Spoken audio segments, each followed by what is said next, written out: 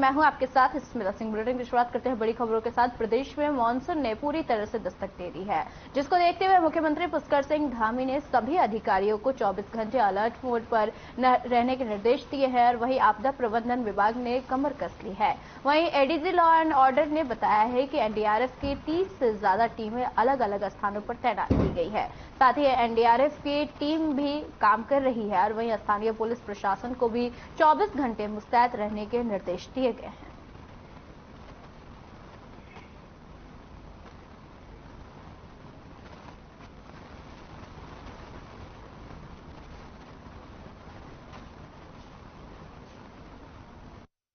Alert भी जारी हुआ है, उसको लेकर आज आपदा प्रबंधन में जाकर जानकारी ली है। सभी जिलों से भी बात की है, आपदा प्रबंधन के अधिकारियों से भी बात की है कि सबका आपस में कोऑर्डिनेशन बना रहे, आपस में सब एक साथ तालमेल के साथ कोई भी स्थिति हो उस स्थिति को निपटने के लिए, उस स्थिति से पार पाने के लिए सक्षम हो।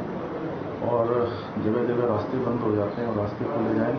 बहुत सारी जगह पर जो बरसात से पहले नाले बंद हो जाते हैं, उन सभी को साफ किया है। सभी जिलाधिकारियों से भी बात की है कि सब लोगों को अलर्ट मोड में रहना है। यात्रा चल रहा है और एसडीआरएफ को हमारे दोनों कुमाऊं गढ़वाल रीजन में अप्रोप्रिएट प्लेसेस में टीमें दी गई है। करीब 30+ सब टीमें लगा हुआ है और उनको ऑलरेडी इंस्ट्रक्शंस दी हुई है डिस्ट्रिक्ट एसपीज को और हमारे एसडीआरएफ के। और कुछ जगह पे हमारे एनडीआरएफ की टीम भी लगी हुई है, वो भी हमारा मदद करें। आज 3-4 पॉइंट्स पे हमारी विचार विमर्श हुई है। एक तो जितने डैम हमारे यहाँ डैम और बराजेस हैं वहाँ पे AWLR ऑटोमेटिक सेंसर लगने हैं और उनके डाउन स्ट्रीम में जो पॉपुलेशन है जिनको समस्या हो सकती है ज़्यादा पानी रिलीज होने से, वाटर लेवल बढ़ने से, वहाँ पर सायरन सिस्टम लगाने हैं और 360 डिग्री सायरन सिस्टम लगाने हैं। तो वहाँ पे बात हुई थी पिछले साल ही कि इसको तत्काल लगाएं। कुछ ने तो लगाया है, तो कुछ लोगों ने अभी नहीं लगाया है। कुछ लोग टेंडर में है, ऑर्डर कर दिया है, तो उसको 15-20 दिन के अंदर लगा के फिर उसका सारा हमारा जो कंट्रोल रूम है वो जुड़ जाएगा उससे, ताकि उनका कंट्रोल हमारे यहाँ भी रहेगा। कहीं पर भी कुछ दिक्कत होती है यहाँ से भी सायरन हम उसको ब्लॉक कर सकते हैं। एक तो ये हुआ। दूसरा, हमारा इरिगेशन डिपार्टमेंट और CWC जिनका कि फ्लड फोरकास्टिंग का मैंडेट है, समहाउ इनके 32 हैं सेंसर बेस्ड, जहाँ पर कि टेलीमेट्री से AWR यानी कि जो blood level water level check करते हैं सेंसर बेस्ड है। बाकी जगह मैनुअल है। इसको पूरा हमने कहा कि इसको सेंसर बेस्ड करना चाहिए। सीएम पुष्कर सिंह धामी हरिद्वार दौरे पर रहे और इस दौरान सीएम कांवड़ मेले को लेकर अधिकारियों के साथ समीक्षा बैठक की है। साथ ही आपको बता दें कि CCR में ये समीक्षा बैठक हुई और बैठक में सीएम ने कांवड़ मेले से संबंधित अधिकारियों से जानकारी ली है और व्यवस्था और दुरुस्त रखने के आदेश भी दिए हैं।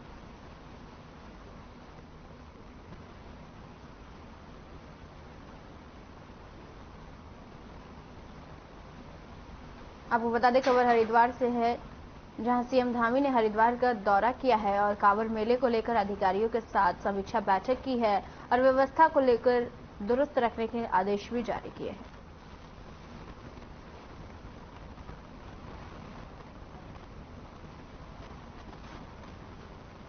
उत्तराखंड समेत देश के सभी राज्यों में बीजेपी का इन दिनों महाजनसंपर्क अभियान चल रहा है और इसी के तहत पीएम मोदी मंगलवार को पार्टी के कार्यकर्ताओं के साथ सीधा संवाद करेंगे। तो वहीं बीजेपी प्रदेश अध्यक्ष महेंद्र भट्ट ने कहा कि पार्टी के सरल ऐप में उत्तराखंड राज्य को तीसरा स्थान मिला है, जिसमें नगर पालिका के अध्यक्ष हिमानी वैष्णव ने सबसे पहले सरल ऐप में घर घर अभियान की पोस्ट साझा की है।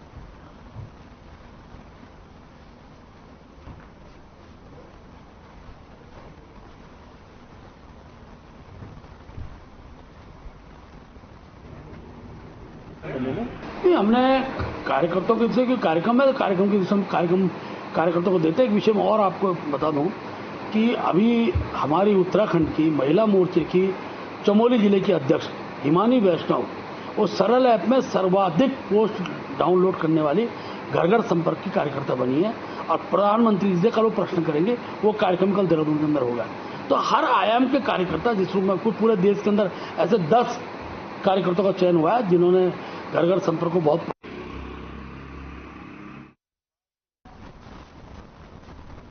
आईडीपीएल की आवासीय कॉलोनी में रहने वाले लोगों को बेघर होने से बचाने के लिए कांग्रेस सड़क पर उतर गई है और आज कांग्रेसियों ने तहसील में आईडीपीएल के लोगों के साथ मिलकर धरना प्रदर्शन किया और मौके पर पूर्व मुख्यमंत्री हरीश रावत पहुंचे और उन्होंने लोगों को संबोधित करते हुए कहा कि कांग्रेस में शासनकाल में आईडीपीएल की आवासीय कॉलोनी को खाली होने से बचाने के लिए हर संभव प्रयास किए गए हैं और उसी का नतीजा है कि आज भी आईडीपीएल की आवासीय कॉलोनी में लोग रह रहे हैं, लेकिन बीजेपी सरकार लोगों को छत देने के बजाय उनके बेघर करने की कोशिश कर रही है और विपक्ष आईडीपीएल की आवासीय कॉलोनी में रहने वाले लोगों के साथ है और हरीश रावत ने दावा किया है कि लोगों को बेघर होने से बचाने के लिए कांग्रेस धरना प्रदर्शन अनशन करने से पीछे नहीं हटेगी और मौके पर कांग्रेस नेता जयेंद्र रमोला, राज्यपाल खरोला और राकेश मिया ने लोगों को आश्वासन दिया है कि उनके साथ अन्याय नहीं होने दिया जाएगा।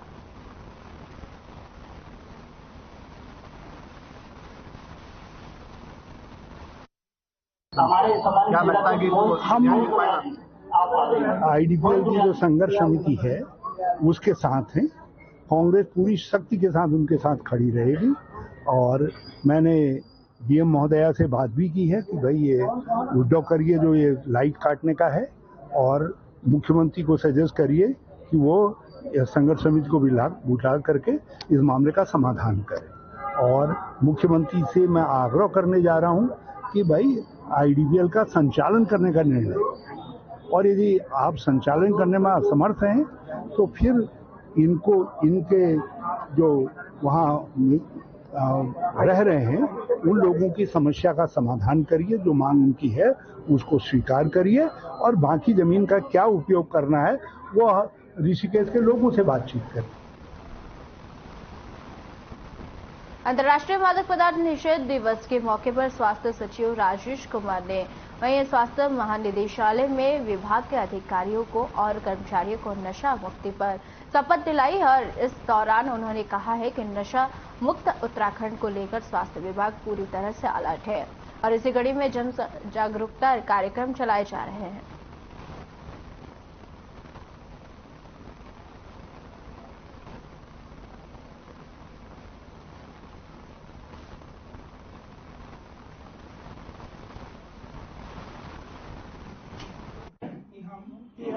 देखिए, इसमें मैं बताना चाहूँगा एक नोटिफिकेशन जारी हुआ है 2021 में जिसमें 13 ड्रग्स हैं जिसमें जो टैबलेट्स के फॉर्म में भी यूज़ होते हैं और जिस कभी कभार जो है नशे के तौर पे भी वो जो है उपयोग में इलीगली होता है। तो उन 13 ड्रग्स को हमने नोटिफाई भी किया है और कितने क्वांटिटी के ऊपर वो इलीगल माना जाएगा इसका भी जो है हमने क्लियरली वर्णन किया हुआ है।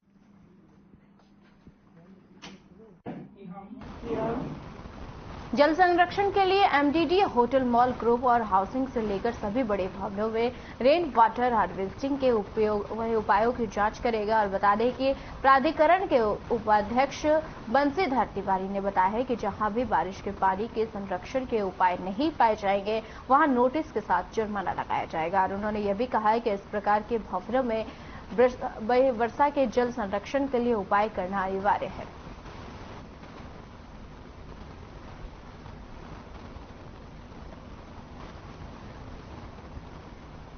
आपको बता दें खबर देहरादून से है जो कि जल संरक्षण को लेकर उपाय जरूरी है ऐसा बयान सामने आया है। नोटिस के साथ ही आपको बताया दें कि लगाया जाएगा जुर्माना और रेन वाटर हार्वेस्टिंग की होगी जांच।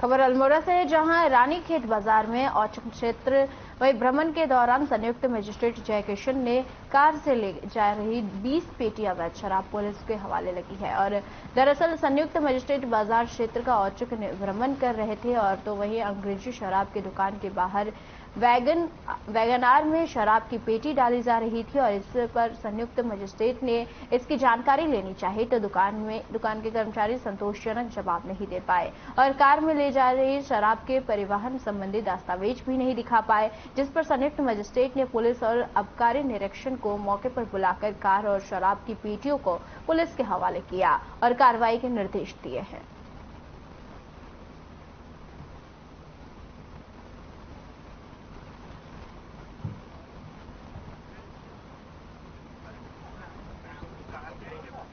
आज मैं औचक क्षेत्र भ्रमण पे था तो मुझे कुछ टीपी के सामने संदिग्ध एक्टिविटीज दिखी जिसमें माल लोड किए जा रहे हैं।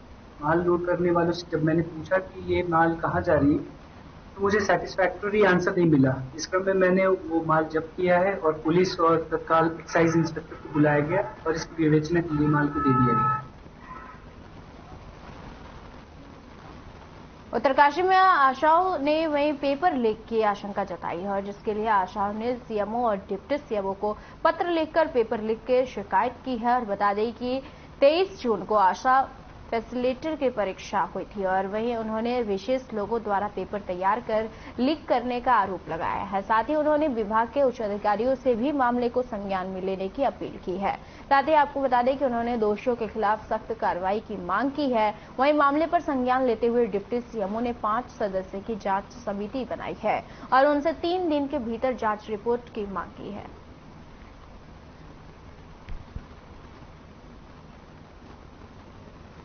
आपको बता दें खबर उत्तरकाशी से है जहां सीएमओ आशाओं ने पेपर लीक होने की आशंका जताई है। साथ ही आपको बता दें कि 23 जून को हुई थी आशा फैसिलिटेटर का परीक्षा और जिसको लेकर सीएमओ और डिप्टी सीएमओ को पत्र लिखा गया है।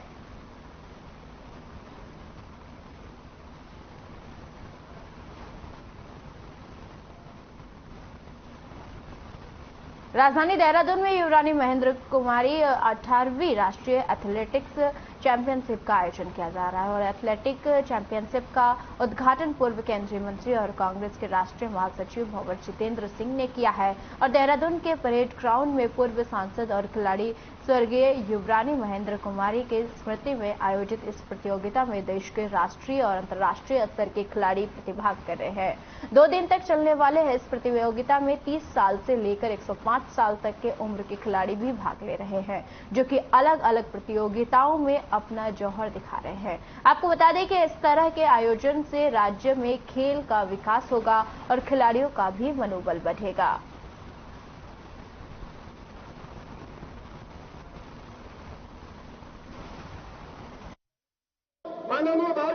आपकी उम्र कितनी है इस समय? 93 साल। आप 93 साल में यहाँ प्रतियोगिता में भाग लेने आए हैं, कैसा लग रहा है आपको? बहुत अच्छा लग रहा है। अच्छा, की कौन सी प्रतियोगिता है? आप किस चीज में भाग ले रहे हैं? रेस में रही थी, रेस में आते थे। अच्छा, रेस में। हाँ, रेस में। कब से आप इस प्रतियोगिता में भाग ले रहे हैं, खेल प्रतियोगिता में? बस किया जाते हैं, चंडीगढ़ रही तो कई टाइम की गई। हाँ।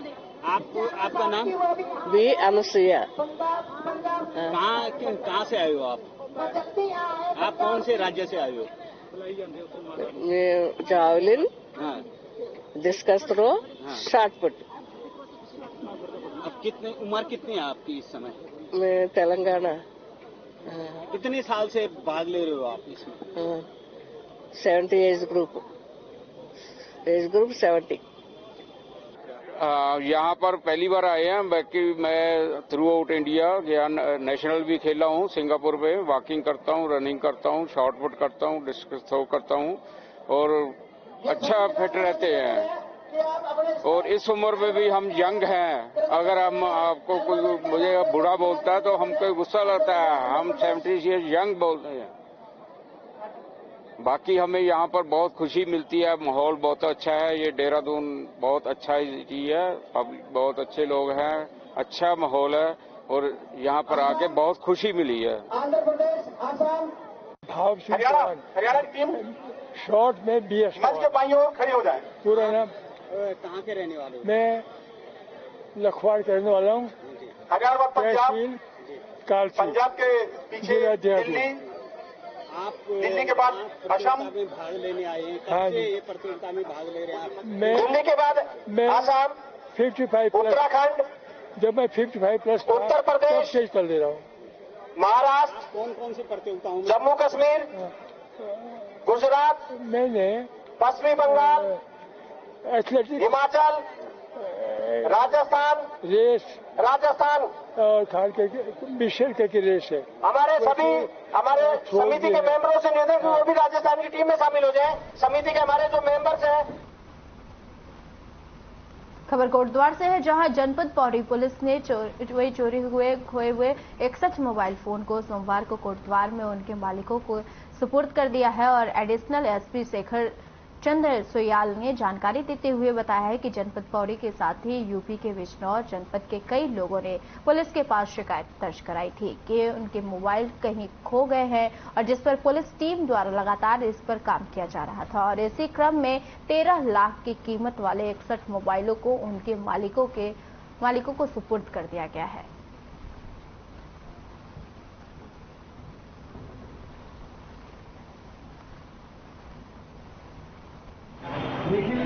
हैं जो वेरियस माध्यमों से किसी भी माध्यम से उनको इन्फॉर्म करते कि उनका फ़ोन मिस हो गया, कहीं लॉस तो हो गया, तो उसमें ये उसकी ट्रैकिंग करते हैं, एसओपी का फॉलो करते हैं। तो आज अच्छी बात है कि करीब 13 लाख के 61 फ़ोन रिकवर हुए हैं। करीब 25-30 को यहाँ पर अभी डिस्ट्रीब्यूट हो गए और बाकी जो हैं, चूँकि अच्छी बात यह है ये केवल कोटद्वार शहर के नहीं बल्कि पौड़ी जनपद के विभिन्न कस्बों के, मैं अभी देख रहा था 4-5 लोग ऐसे हैं जो यूपी हमारे नजीबाबाद नगीना को बिलोंग करते हैं। प्रदेश में मानसून ने भी दस्तक दे दी है और जिसके चलते मौसम विभाग ने भी अलर्ट जारी किया है। और प्रदेश के अन्य हिस्सों की तरह ही विकासनगर तहसील क्षेत्र में प्रशासन अलर्ट मोड पर है। दरअसल आपको बता दें कि विकासनगर तहसील क्षेत्र में दर्जनों गांव ऐसे हैं जहां से होकर क्षेत्र के तमाम नदियां और बरसाती नाले खाले भी बहते हैं। और क्षेत्र के मुख्य नदियों में यमुना, टॉन्स, आसन और शीतला और स्वर्णा वह तमाम नदियां हैं जो कि बरसात के मौसम में अपना रौद्र रूप दिखाती है, और जिससे कि इन नदियों के पास से बसी बस्तियां और गांव प्रभावित होते हैं। और पिछले 2 दिन से हो रही बरसात के चलते इन नदियों का जलस्तर बढ़ने लगा है, जिसमें सबसे महत्वपूर्ण यमुना नदी ने भी और अपना रौद्र रूप दिखाना शुरू कर दिया है। और एसडीएम विकासनगर ने कहा है कि मानसून को लेकर प्रशासन अलर्ट मोड पर है और आपदा प्रबंधन में लगे वहीं सभी अधिकारियों को भी निर्देश दिया गया है। आपको बता दें खबर विकासनगर से है, जहां अधिकारियों को निर्देश दिया गया है। मौसम में बदलाव को देखते हुए मौसम विभाग ने अलर्ट जारी किया है, जिसको आपको बता दें कि मॉनसून को लेकर प्रशासन अलर्ट मोड पर नजर आ रहा है। दरअसल अभी मौसम ने करवट लिया है, जिसको लेकर अधिकारियों को भी निर्देश दिया गया है।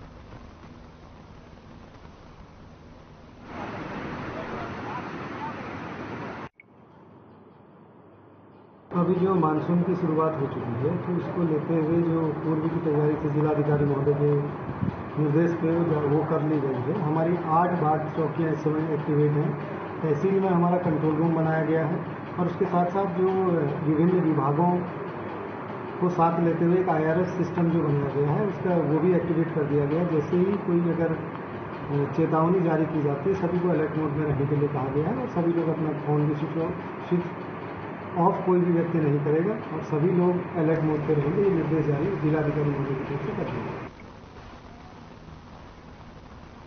खबर रुड़की से है, जहां नेहरू स्टेडियम स्थित एक जामुन के पेड़ पर जामुन तोड़ने के लिए चढ़ा एक युवक अचानक पैर फिसलने से रेलिंग के ऊपर जा गिरा और जिसके कारण युवक गंभीर रूप से घायल हो गया है। बता दें कि वहां से गुजर रहे रुड़की के पत्रकार मनीष गोवर और अन्य लोगों ने युवक की आवाज सुनी तो उन्होंने 108 को फोन करने को और साथ ही सरिये में फंसे युवक को उतारने का प्रयास किया और भारी मशक्कत के बाद जब सरिया युवक के साथ हाथ से नहीं निकला तो इलेक्ट्रॉनिक गाइडर की मदद से सरिया को काटकर उसका हाथ निकाला गया।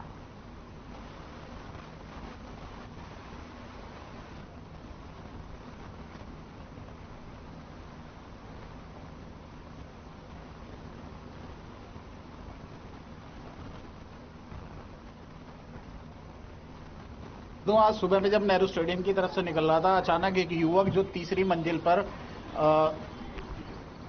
ऊपर से जो अचानक वो डाल टूटी और वो नीचे आकर गिरा, जिसके हाथ में सरिया घुस गया था, काफी घायल हो चुका था, एक हाथ फ्रैक्चर भी हो चुका था। बड़ी मशक्कत के बाद उस सरिये को काटा गया और मेरे द्वारा ही सरिये को काटा गया था और उस युवक को जो वहां पर फंसा हुआ था उसका हाथ ऊपर से निकालकर एम्बुलेंस में पहुंचाया गया था। और मैं लोगों से ये भी अपील करना चाहता हूं कि जो लोग वहां पर खड़े थे, अधिकतर वो लोग वहां वीडियो बना रहे थे, वीडियो ना बनाएं, लोगों की मदद पहले करें, क्योंकि वो बहुत ज्यादा घायल हुआ था, तड़प रहा था।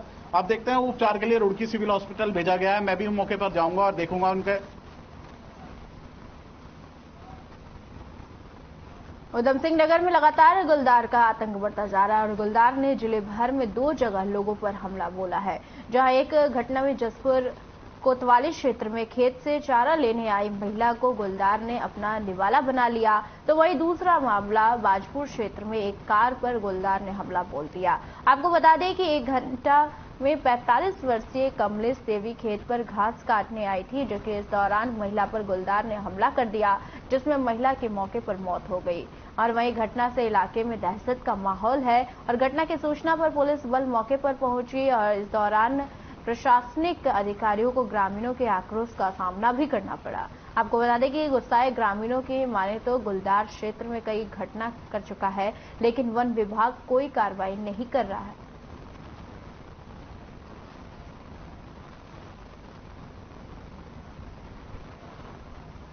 मतलब अगर शेर को मारे तो हमें सजा है, ठीक है। अरे ये वन विभाग वाले पकड़ते नहीं है मतलब खेत में गोद कूड़ा करने अपने खेती वाले से देखेगा नहीं देखेगा इंसान। वन विभाग वाले अभी तक नहीं आए। हमें कोई वो नहीं चाहिए, हम अपने हिसाब से काम करेंगे। हम गोली मारे हमें कोई सजा नहीं होगा। सही बात है। अगर शेर हमारे इंसान को खत्म कर दिया तो हम भी तो उसे खत्म कर सकते हैं। ये घटना है जिसमें कि हमको सूचना मिली थी कि किसी महिला जो यूपी की रहने वाली यहाँ पर घास काटने के लिए आई थी और उत्तराखंड बॉर्डर का जो रायपुर जंगल है वहाँ पर गुलदार ने उनको अटैक कर दिया, तो यहाँ पर काफी भीड़ हुई थी। तो हम लोग यहाँ पर पुलिस प्रशासन और हम लोग मौके पर मौजूद थे, तो फॉरेस्ट की टीम भी आ चुकी है। अभी महिला को पोस्टमार्टम के लिए ले जाया जा रहा है। वहाँ पर जो आवश्यक कार्रवाई है नियमानुसार करते हुए आगे की कार्रवाई की जाएगी।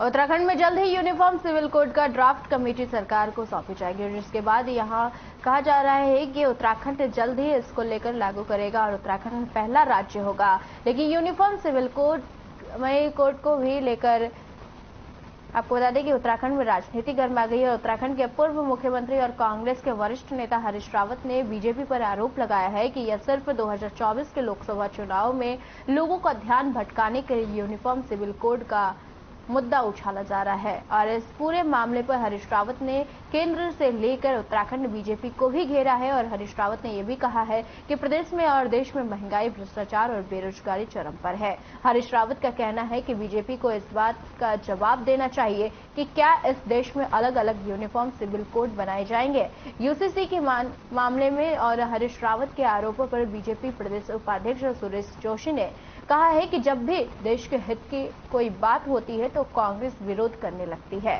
सुरेश जोशी ने यह भी कहा है कि पूरे देश में और राज्य में बीजेपी यूसीसी लाना चाहती है, लेकिन कांग्रेस के वरिष्ठ नेता हरीश रावत को यह बात पसंद नहीं आ रही है। एक प्रश्न है, भारतीय जनता पार्टी पूरे देश के अंदर, पूरे प्रदेश में यूसीसी लाना चाहती है। उत्तराखंड देश का पहला राज्य है जिसने यूसीसी की तैयारी की और हमने अपने घोषणा पत्र में उस बात को बोला था और हम लागू करने जा रहे हैं। लेकिन कांग्रेस जब भी हम देश हित की बात करते हैं, राष्ट्र हित की बात करते हैं तो उसका विरोध करती है। मैं हरीश रावत जी से ये पूछना चाहता हूं, आपने तो 370 का भी विरोध किया, आपने तो राम मंदिर का भी विरोध किया और आज अब आप यूसीसी का भी विरोध कर रहे हो। लेकिन जो भी इस राष्ट्र के लिए सही होगा, इस प्रदेश के लिए सही होगा, उसको निश्चित तौर पर भारतीय जनता पार्टी करेगी। और हम तो मुख्यमंत्री जी को बहुत बहुत बधाई देते हैं, पुष्कर जी को बहुत बहुत बधाई देते हैं कि उन्होंने ये यूसीसी का कानून पास कर करके वो केंद्र को भेज रहे हैं। निश्चित तौर पर उत्तराखंड में यूसीसी लागू होगा। कांग्रेस चाहे जितनी भी तुष्टीकरण की राजनीति करे, उसकी कम से कम भारतीय जनता पार्टी कोई परवाह नहीं करेगी। उत्तराखंड के बुलेटिन में फिलहाल के लिए इतना ही। मुझे दीजिए इजाजत। नमस्कार।